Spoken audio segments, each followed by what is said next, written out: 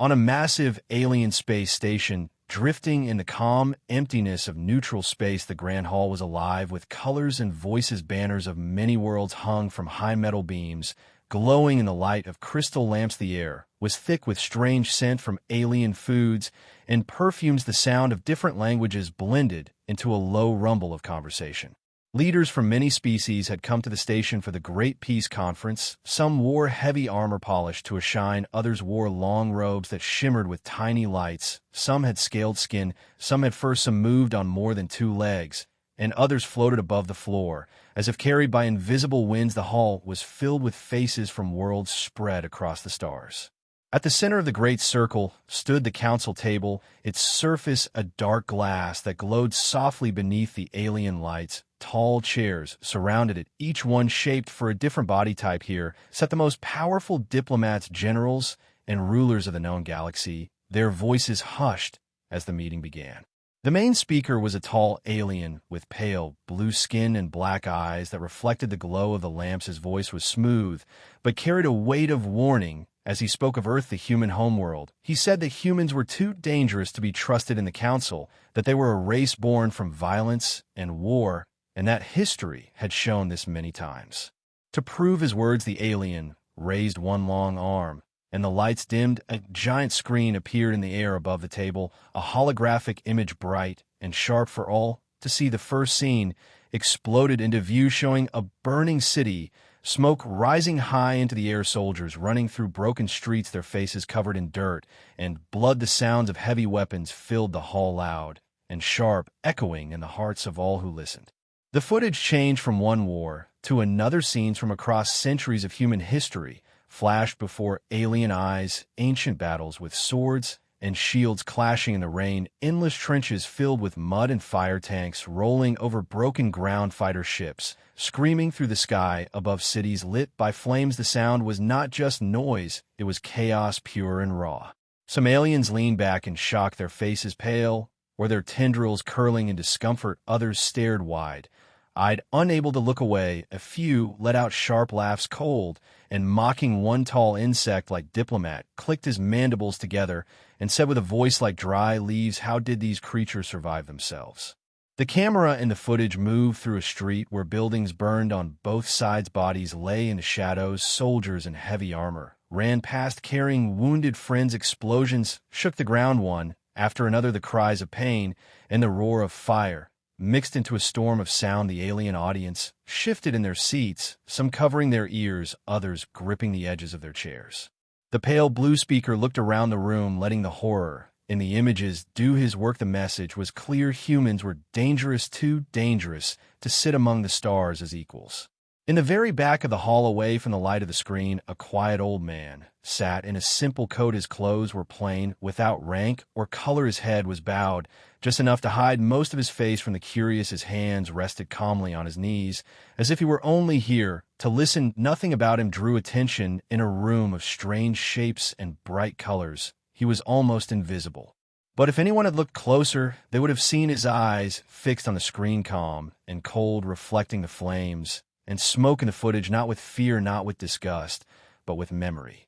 The footage showed a battle in a ruined city, and the camera followed soldiers into a shattered building, dust falling from the ceiling as explosions rang outside. The man's gaze sharpened, as if he knew the street, the smell of the smoke, the weight of the weapon in a soldier's hands. No one in the hall spoke to him. No one even seemed to notice him. He was just another body in the crowd. Yet he sat as still as stone, while around him the air was filled with gasps, murmurs, and the distant roar of human war playing again and again above their heads. The screen shifted to show another field of battle, this one on a snowy plain. Soldiers moving through the white haze, their breath steaming in the cold, the sound of distant thunder rolling over the horizon. Though the sky was clear, the old man's fingers twitched slightly, as if recalling the feel of frost on skin and the way the cold sank deep into bone. The alien host spoke again, telling the gathered leaders how humans had fought wars on land, in the sea, in the air, and even beyond their world, how they had turned their weapons against each other for thousands of years, how they had built machines of war so powerful they could burn entire cities to ash.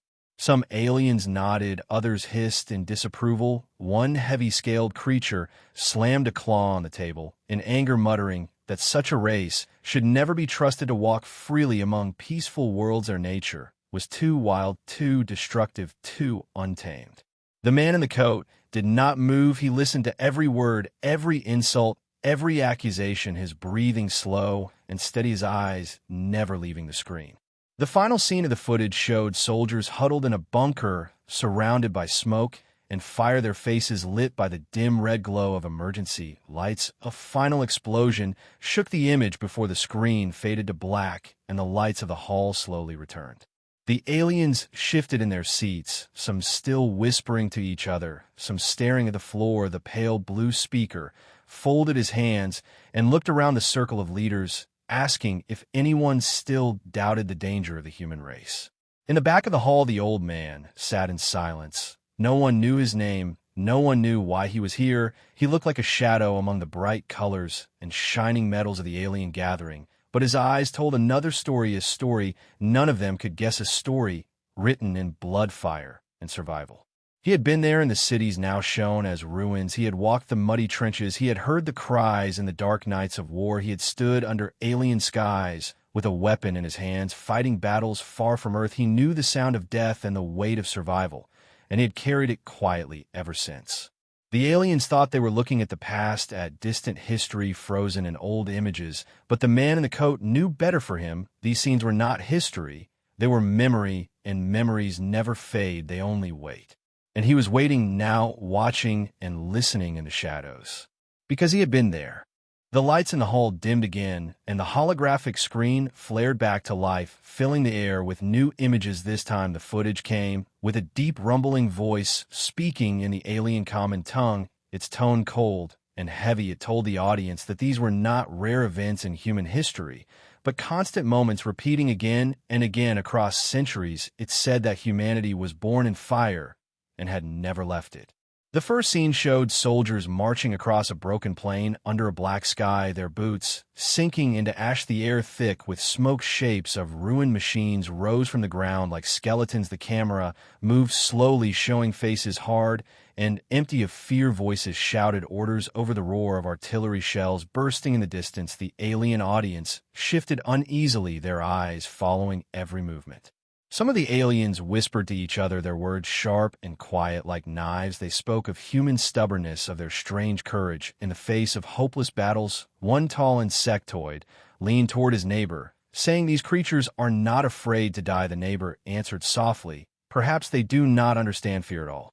The footage changed again, this time to the sea waves rising like walls around a fleet of human warships, black smoke trailing into the clouds. Cannons fired with thunder that rolled across the ocean. Enemy ships burned, their flames reflecting on the dark waters. The camera caught sailors running across slick decks, their faces lit by fire and lightning above them. The storm held the scene, made even the coldest alien eyes widen.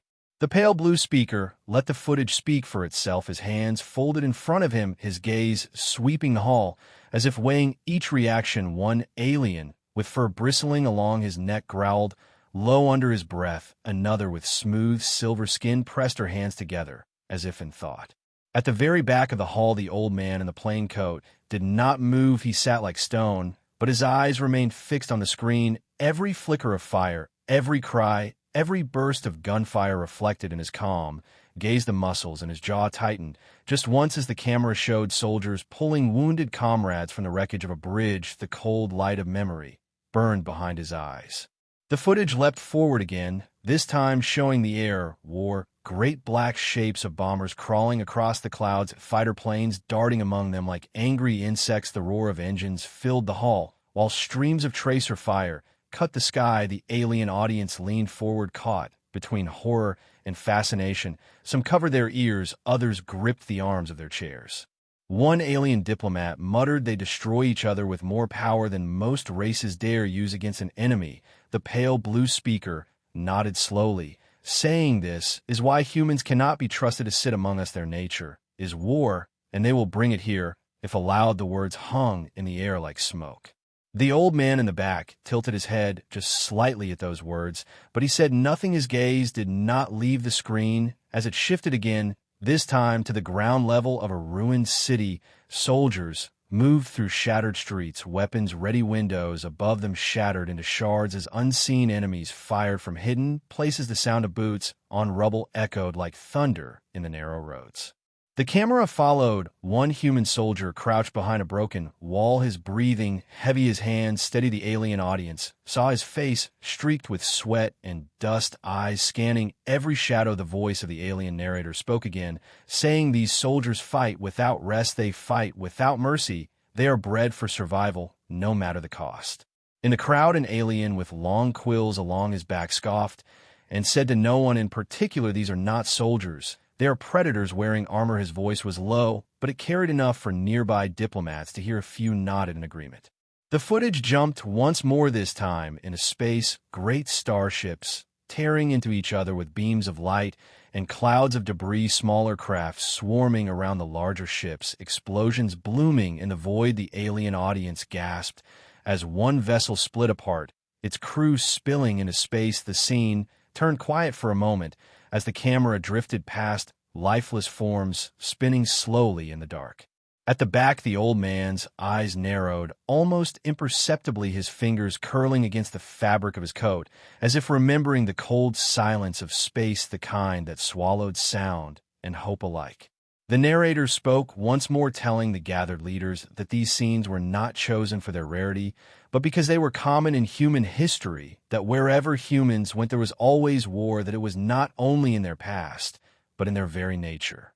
A tall-scaled alien rose from his seat, his claws tapping the table, as he spoke loudly, saying, "These humans are a danger to all civilized worlds and should never be given equal standing. They will bring only ruin." His words were met with murmurs of agreement across the hall. The pale blue speaker nodded again, letting the argument grow.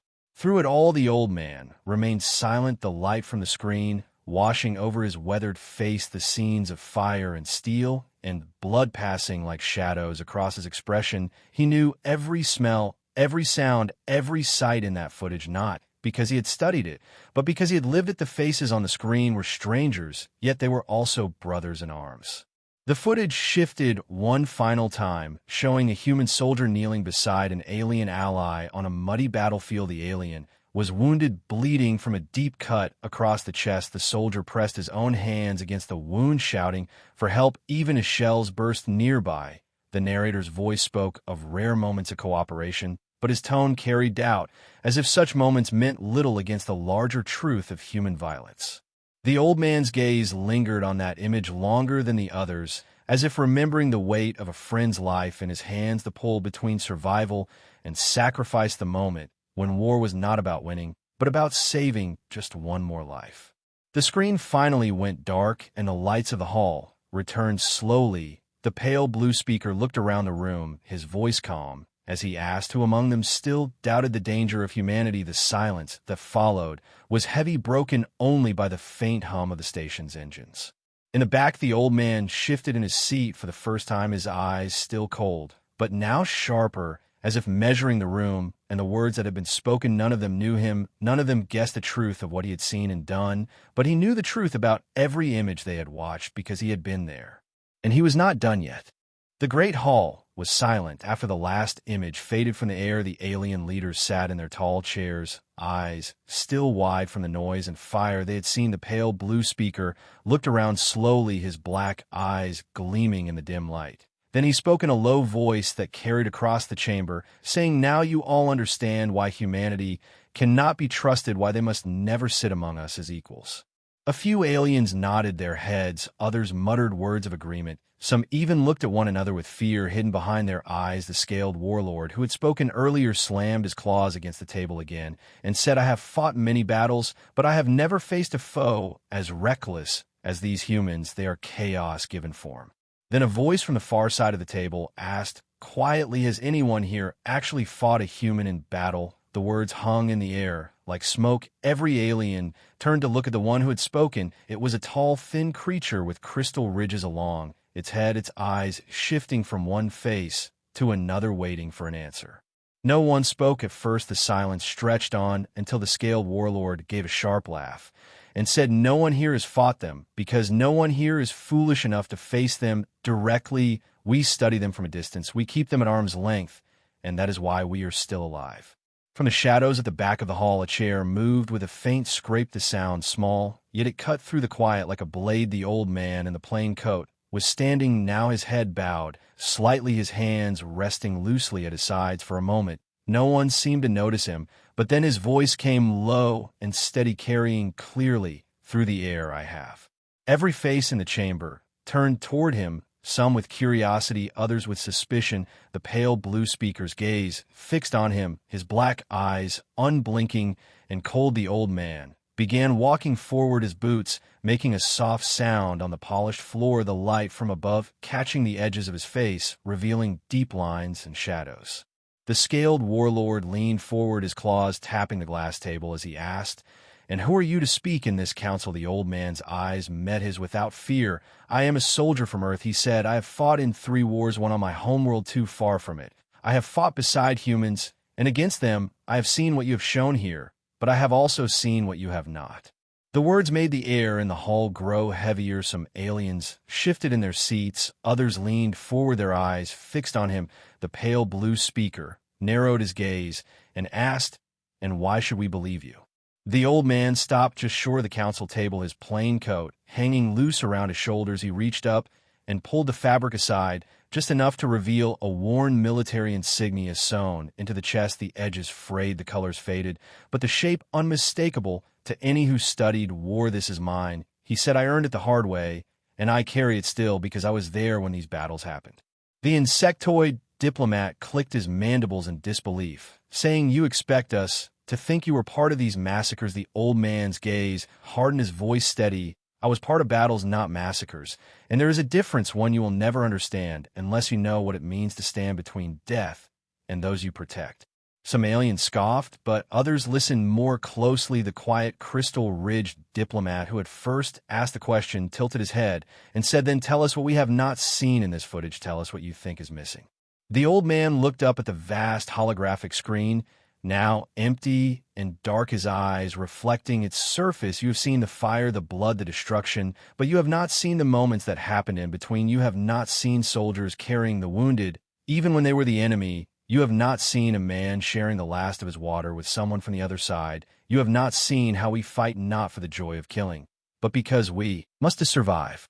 The scaled warlord growled low, saying, "Your survival costs too much." The old man took one step closer to the table, his voice still calm, but sharper now. "Perhaps, but every world here has been saved at some point by someone willing to pay that cost. Do not pretend otherwise."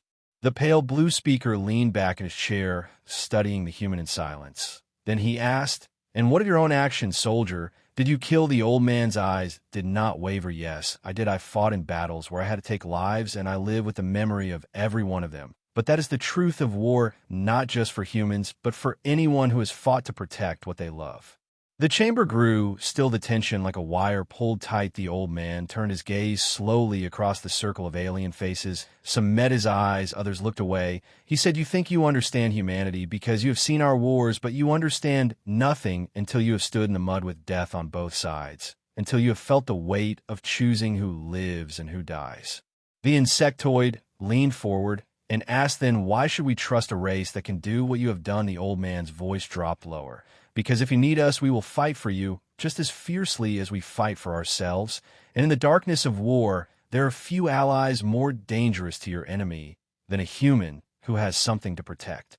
His words hung in the air, heavy and certain. No one spoke for several long moments. The pale blue speaker's black eyes remained fixed on him, unreadable. The scaled warlord's claws tapped slowly against the table, a low sound like distant thunder.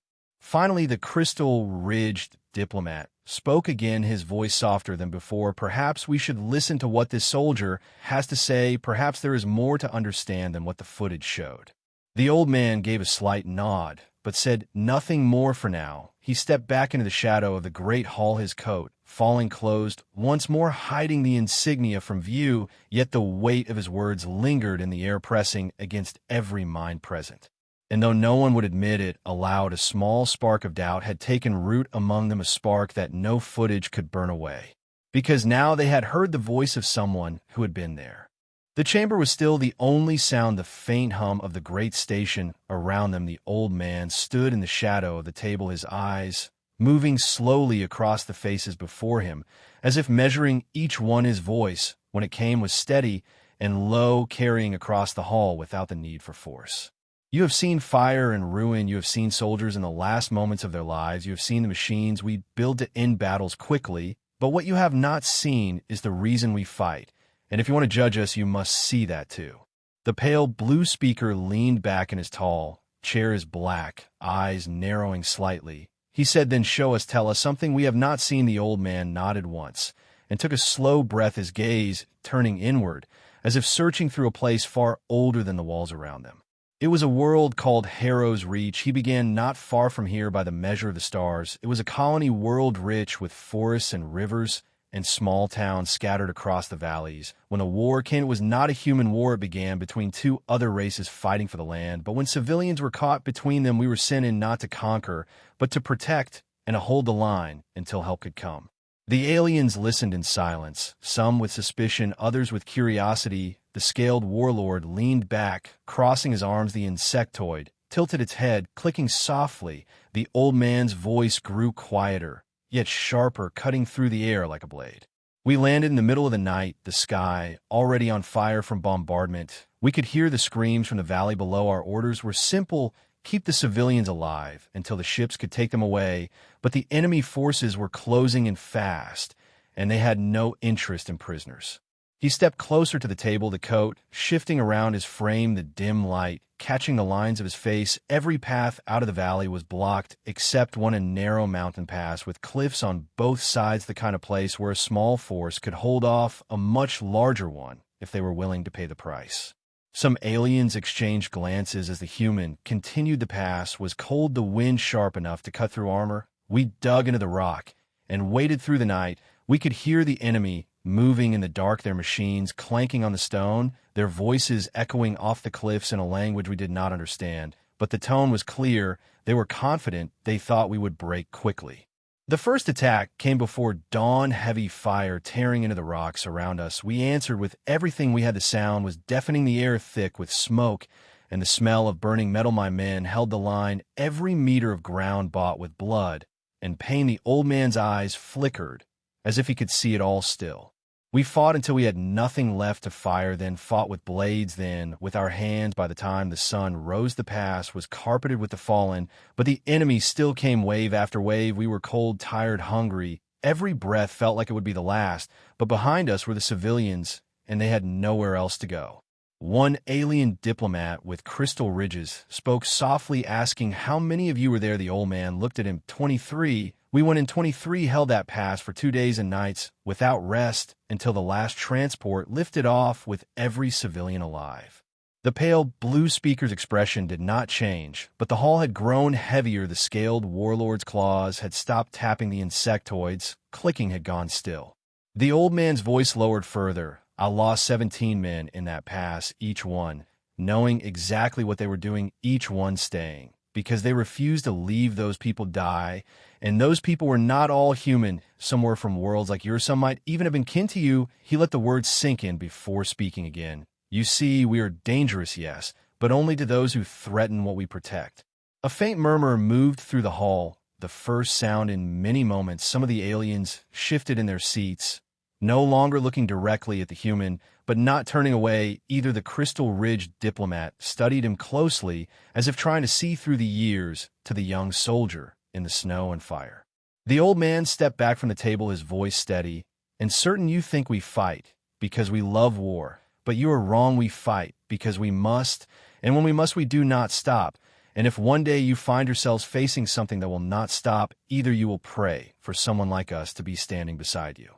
The silence that followed was different now. It was no longer only the weight of fear. There was something else beneath. It's something quieter and heavier, the kind of silence that came when a truth was too large to ignore.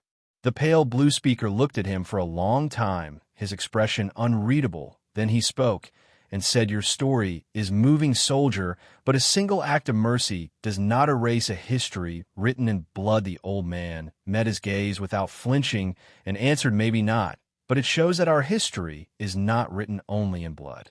The scaled warlord's eyes narrowed, but he did not speak. The insectoid glanced away, as if unsettled. The crystal-ridged diplomat sat very still, his hands folded together in thought. The old man turned slightly, as if ready to walk back to his seat, but he paused, his eyes sweeping the room. Once more he said, "I came here to listen, not to speak, but I will not let the truth of who we are be buried under fear. If you wish to keep us out of your council, that is your choice, but do not lie to yourselves about why you make it." Then he stepped back into the shadow at the edge of the hall, his coat falling closed again, his face half hidden, but his presence impossible to ignore. Because every word he had spoken still hung in the air like the echo of a battle that would never fade. The air in the great hall was heavy with the weight of the humans' words. The gathered leaders sat in silence, each one locked in thought. But the quiet did not last. The scaled warlord leaned forward, his claws scraping against the dark glass of the table, his deep voice cutting through the stillness like the crack of a whip. "Enough of these stories," he growled. "They are meant to sway the weak of heart, but they do not change the truth. Humans are born from violence, shaped by it. You say you protect, yet you kill with ease. You say you value life, yet your history is filled with rivers of blood. You may fool some here, but you will not fool me." The old man in the plain coat turned his head toward the warlord, his eyes calm and unreadable. He took a slow step toward the table, his boots making a soft echo in the vast hall. "You think you know the truth," he said, "but all you have is the part you have chosen to see." The warlord's eyes narrowed, his scaled hands curling into fists. "And what truth do you claim to hold that we do not already know?" The old man did not answer right away. Instead, he glanced toward the pale blue speaker, who with a small motion brought the great screen to life again. The hall dimmed as the image of fire and battle filled the air. The footage returned to the snowy plain shown earlier in the meeting, soldiers moving through the white haze, weapons ready, the enemy charging across the frost-covered ground. The alien audience watched in silence, the sound of gunfire rolling like thunder. The old man stepped closer until he stood at the very edge of the table, his eyes fixed on the image. "There," he said, pointing to a soldier crouched behind a rock, his armor cracked and blackened, his weapon clutched in shaking hands. The image froze under the control of the pale blue speaker. The hall grew, still, every eye on the frozen figure. "That soldier is me," the old man said, his voice quiet, but sharp enough to cut through the air. The audience reacted in murmurs, some in disbelief, others in surprise. The scaled warlord's claws stopped tapping, his gaze locked on the human. The old man's voice carried on, "I remember that day. The cold was like knives in the lungs. The enemy had broken our line, and we were falling back, but not fast enough. Civilians were still trapped in the settlement behind us. If they reached it before we got them out, there would be no survivors." He stepped back slightly, letting the image shift forward. The frozen soldier on the screen moved again, firing into the haze before running to drag a wounded comrade. To cover, the alien audience could see the fire from enemy weapons cutting the snow into clouds of steam. They could see the bodies falling. They could see the chaos. "What you do not see here," the old man said, "is what came next." The footage skipped ahead, showing the same soldier leading a small group out from cover toward the enemy line. The alien narrator had described this moment earlier as a reckless charge born from desperation. The old man looked around the hall and said, "But it was not desperation. It was choice. We moved forward to draw their fire, so the evacuation shuttles could lift off without being shot down." The scaled warlord snorted. "So you admit to throwing your life away for the sake of civilians who were not even your own?" The human's eyes did not waver. "I do, and I would again, because those lives mattered more than ours in that moment."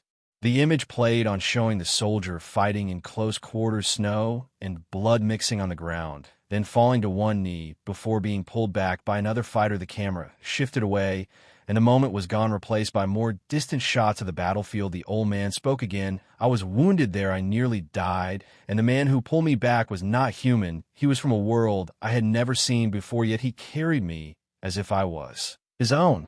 The pale blue speaker's gaze was unreadable, but he allowed the footage to fade. The hall brightened again, though the weight of the moment lingered. The old man turned toward the scaled warlord and said, "You look at these battles and see only savagery. I look at them and see the ones who stood when running would have been easier. the ones who fought for strangers, because it was the right thing to do.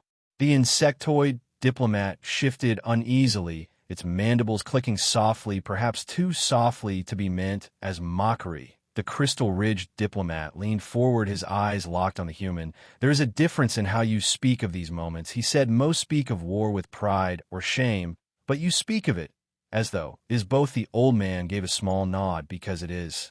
The scaled warlord's voice came low and dangerous. "You think one act of sacrifice erases the destruction your kind has brought to the stars?" The old man shook his head. "No, it does not erase it, and it should not. But it shows you that we are not only what you fear, we are more than the worst thing you have seen in us." He turned his gaze slowly across the chamber. Some aliens looked away, others held his eyes, as if unwilling to be the first to blink. "You call us dangerous, and you are right, but danger could be a shield as much as it could be a sword, and one day you may find that the wall between you and the thing that hunts you is a human willing to stand there until the end." The warlord's mouth opened as if to answer, but no words came. The old man had not raised his voice, not once, yet the hall felt smaller now, as if his presence filled it. The pale blue speaker's fingers tapped once against the table, then stopped, his black eyes flickering between the human and the rest of the council. "If you think me a liar," the old man said, "then call me one. But remember that the next time you speak of humanity, you will be speaking of those who have bled for worlds not their own and died for people they had no reason to save. That is the truth you did not see in your footage, and it is the truth you must face now."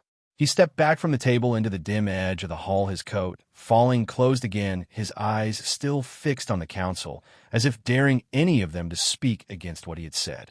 And though none rose to answer the challenge, the silence that followed was not victory nor defeat, but something heavier, something that would not be easily shaken. Because now the warlord and the rest had seen not just the footage, but the man who had lived inside it. The pale blue speaker sat motionless, his long fingers resting lightly on the dark surface of the table. The other diplomats shifted in their seats, some glancing at one another with uncertain eyes. The scaled warlord kept his gaze fixed on the human, as if trying to pierce him with thought alone. The old man stood at the center of the hall, the faint hum of the station's life systems filling the spaces between heartbeats. "You think humanity is a storm," the old man said, his voice carrying easily without the need to rise in volume. "And you're not wrong. But storms do more than destroy. They also clear the sky. They bring rain to dying fields. They carve rivers where life can grow." The insectoid diplomat tilted its head, its antennae twitching in slow arcs. "So you mean to tell us that your violence has purpose?" The old man met its alien gaze without hesitation. "I mean to tell you that our capacity for violence is bound to our capacity for protection and creation. The two cannot be separated, because they are born from the same root." The crystalline diplomat spoke, his voice ringing with a tone that was almost a chime. "Yet when you came to the stars, you brought your wars with you. And now they spread further." The old man stepped forward one measured pace. "Yes, and so did every people in this chamber, though you will not speak of it, as if the stars themselves were untouched before we arrived." The pale blue speaker finally moved, leaning forward slightly, his black eyes reflecting the faint glow of the table. "You would have us believe that humans bring balance and not chaos, but all the evidence shown to this council says otherwise." The old man let the words settle for a moment, then asked in a tone almost too soft to hear, "Do you truly believe that, or do you simply fear what will happen if you are wrong?" The hall grew still again, the question cutting through the room like the crack of ice. The old man began to walk slowly around the table, his footsteps echoing in the high chamber. "You gather here because the edges of your territories are no longer safe. You speak of pirates, raiders, unseen fleets moving in the dark between systems, and you speak of them as if they are something new, but they are not new. They are only bolder now, because you have grown comfortable." He paused behind the seat of the scaled warlord, his shadow falling across the table. "When danger comes, you turn to treaties and words, and these are good things, but treaties do not hold against fire. Words do not stop blades, and in the time it takes to decide whether to act, the enemy has already moved on your worlds." The warlord did not turn, but his claws tapped once against the table, a slow, deliberate sound. The old man's voice sharpened, not with anger, but with something colder. "You fear humanity because you see in us a reflection of what you were before you became cautious. You fear that we will upset the order you have built, yet you forget That order means nothing if those outside it see only weakness.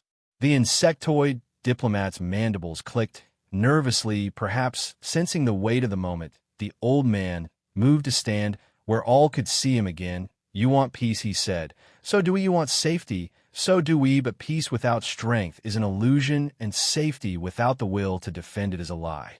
The pale blue speaker's voice came quieter. "Now, what are you asking of this council?" The old man answered without pause. "I am asking you to stop pretending that humanity's fire is only destruction. I am asking you to see it as the weapon. It is one that can burn your enemies instead of you, if you have the courage to take hold of it." The crystalline diplomat leaned forward, his glass-like eyes unblinking. "And what would humanity want in return?" The old man did not smile, but there was a shadow of it in his eyes. "Only that you stand with us when the day comes that the storm is not ours alone." He let the words hang in the air, then spoke again, lower, more deliberate. "Because whether you accept it or not, the day will come you will hear the sound of engines in the dark, and they will not be yours. You will see ships on your borders that do not answer to your laws. And when that happens, the choice will be simple: stand alone and be swept away, or stand with us and hold the line." The scaled warlord turned his head, at last, his golden eyes fixed on the human. "And if we refuse," the old man's answer came without hesitation, "then you had better pray that when your walls fall, we are not too far away to hear you call." Silence followed, but it was no longer the silence of disbelief or dismissal. It was the silence of minds turning, of old certainties beginning to crack. The pale blue speaker leaned back, his gaze unreadable, but he did not speak again. The crystalline diplomat looked down at his own reflection in the table, as if weighing something far heavier than words. The old man let the quiet stretch. He did not push further. He had planted the seed, and he knew that pressing now would only harden resistance. Instead, he gave a small nod to the pale blue speaker, then turned and began to walk toward the exit, his coat swaying with each slow step. As he reached the great doors, he stopped, and without turning back, he said one final thing to the council. "You have seen our wars, you have seen our dead. Now, remember this: you have also seen that we do not run from the fire, we run into it." The doors slid open, the light from the corridor spilling into the hall. The old man stepped through and was gone, leaving only the echo of his words behind. In the stillness that followed, no one moved for a long time. The pale blue speaker's fingers tapped once against the table, then again slower, as if marking the heartbeat of a choice that could not be undone. The scaled warlord leaned back in his seat, his claws no longer tapping his eyes, still fixed on the door through which the human had vanished. And somewhere in the quiet spaces between those moments, the fear of humanity began to change shape. The great chamber remained heavy with silence long after the human had gone. The pale blue speaker's eyes stayed on the polished surface of the table, as if the answer to the storm lay somewhere in the reflection. The crystalline diplomat shifted with a faint ringing sound, his hands folding in front of him. The scaled warlord leaned forward, elbows on the table, claws pressed together like a predator waiting for prey to move. The insectoid diplomat broke the stillness, first its voice clicking through the translator with measured caution. "If what the human says is true, then our borders are more fragile than we care to admit," the crystalline diplomat replied, without lifting his gaze. "Our borders have always been fragile. We simply built high walls and convinced ourselves they could not be climbed." The pale blue speaker finally looked up, his voice carrying no emotion, yet holding all the weight of the council's uncertainty. "You have all seen the same signs." The human spoke of increased raid sightings, of unknown fleets, shifting alliances among the outer colonies. "If even half of it is true, then waiting may be more dangerous than acting." The scaled warlord's golden eyes flickered once, then narrowed. "Acting how?" "By letting the humans stand among our fleets and learn every path through our defenses. By giving them the very keys they might one day use against us." The insectoid diplomat tilted its head. "The same argument could be made of any ally we take." And the crystalline diplomat turned his glass-like face toward the warlord. "And you forget that they have already fought the kind of enemy we fear to face. They have fought them and lived." The warlord's claws clicked once on the table, a sound like stone on stone. "And what if their survival is not because they are strong, but because they are lucky?" The crystalline diplomat's voice chimed softly, "Then perhaps it is time we made our own luck by standing beside those who still know how to fight for it." A murmur passed through the other delegates, whispers of doubt and agreement weaving together in the air. The pale blue speaker raised a hand for quiet, then spoke slowly, as if choosing each word with care. The question is not whether we fear the humans we do. The question is whether our fear of them is greater than our fear of what waits beyond the edge of our maps. The scaled warlord did not answer, immediately his eyes shifting to the massive doors through which the human had left. Finally, he spoke, his voice low and dangerous. If we do this, it will not be out of trust. It will be because we choose the lesser danger. The insectoid diplomat's antennae twitched in agreement. Then perhaps that is the only kind of alliance that lasts. The pale blue speaker turned to the rest of the council one by one, until each met his gaze. The time for avoiding this choice has ended. If we do not decide now, we may find the choice made for us when our worlds burn. One by one, the diplomats gave their assent, some reluctantly, others with grim resolve. The scaled warlord gave a slow nod. The crystalline diplomat inclined his head with the sound of a single clear note. The insectoid diplomat tapped its claws once on the table, a gesture of agreement. The pale blue speaker let out a slow breath and spoke. So, it is decided. Humanity will be invited to stand with the council as an equal in defense of all our worlds. The decision passed through the chamber like a ripple through still water. There was no applause, no celebration, only the knowledge that a door had been opened that could never be closed. The pale blue speaker signaled for the aides at the side of the chamber. Send word to the human, tell him the council has reached its decision. The message found the old man walking the observation ring of the station, watching the endless curve of the stars beyond the glass. When the aide approached and gave the words, he only nodded, his eyes still on the horizon. Tell them, I will be ready. The aide hesitated, then added, the council wishes to meet with you at first light to sign the formal declaration. The old man's gaze shifted to the aide. Tell them, I will be there, and tell them to remember what they have chosen, because soon the choice will be tested. When the old man stepped back into the council chamber the next day, the atmosphere had changed. There was still caution in the eyes that watched him, but there was also something new, a weight that came from shared burden rather than suspicion. The pale blue speaker stood at the center, holding a silvered tablet etched with the languages of every world present. The old man approached and placed his hand upon it, his voice calm. I swear to stand with this council against any who would threaten the safety of its worlds. In return, I ask only that you stand with us when the storm comes. The crystalline diplomat's voice rang like crystal struck by light, and may that storm come for our enemies before it comes for us. The scaled warlord's golden eyes locked on the human, and may you prove that your fire burns for more than conquest. The insectoid diplomat clicked its agreement, and may that fire burn long enough to see us through.